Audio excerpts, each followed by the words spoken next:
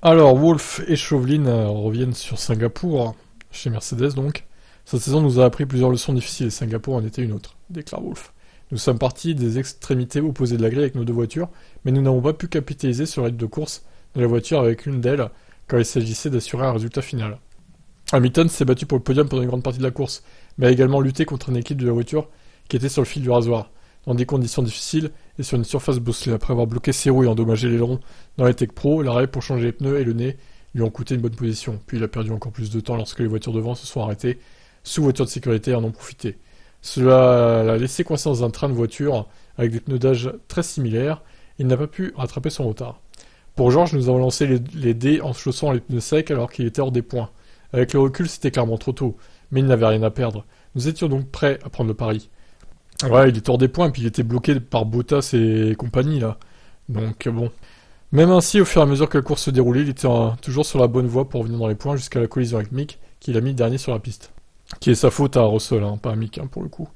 La plus grande frustration est que nous n'avons pas pu appuyer sur les signes de performance compétitive que nous avons vus lors des EL2 et des qualifs. Notre combat pour le championnat, pour la deuxième place à sa Ferrari, est devenu beaucoup plus difficile avec ce résultat. Mais la seule chose à faire est de nous ressaisir et de consacrer notre énergie pour Suzuka. Chauvelin, c'est une des courses qui semblait aller de mal en pis en permanence.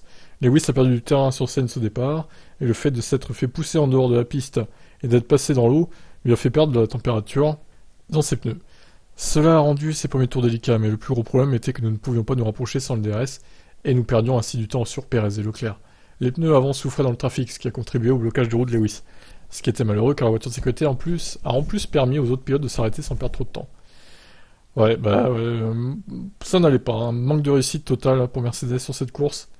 Les pilotes n'ont pas aidé non plus, ils ont fait des erreurs, donc voilà, ça arrive, malheureusement. La course de Georges était aussi frustrante, il semblait pouvoir faire de bons progrès à certains moments, mais il a lui aussi souffert dans le trafic. Passer au pneu médium était un pari, il a fait du bon travail pour garder sa voiture en piste, mais c'était finalement une erreur de les chausser si tôt. Il affichait cependant un bon rythme, dans des conditions difficiles, il aurait éventuellement pu remonter jusqu'au point, étant donné qu'il reprenait plusieurs secondes par tour aux voitures qui le devançaient. Malheureusement, cet espoir fut de courte durée après qu'il eut ce contact avec Mick Schumacher, qui lui causait une crevaison. C'est donc une course à oublier dans l'ensemble. Nous allons profiter des prochains jours pour analyser la course et nous préparer pour Suzuka où nous devrions, je l'espère, réaliser une meilleure performance. Alors honnêtement, c'est pas gagné, hein. Suzuka, je suis pas sûr que ça convienne vraiment à la voiture. Bon, après, vous me direz, ça ressemble un petit peu à Silverstone, Suzuka, donc peut-être qu'il y a une chance que la voiture performe quand même. Faudra voir si c'est bosselé ou pas, faudra voir aussi s'il pleut ou pas, parce que vu les conditions prévues, c'est pas gagné hein, pour que ça soit sur le sec, surtout le dimanche. Donc on verra ça. Qu'est-ce que vous avez pensé de la course de Mercedes à Singapour?